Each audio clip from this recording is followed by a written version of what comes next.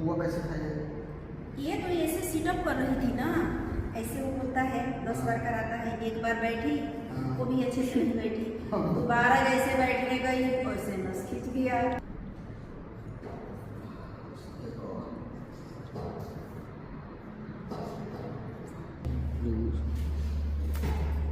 और ये इधर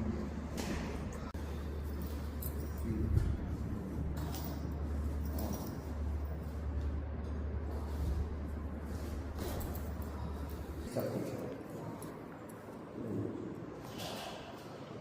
दर्द आपका पूरी तरह से खत्म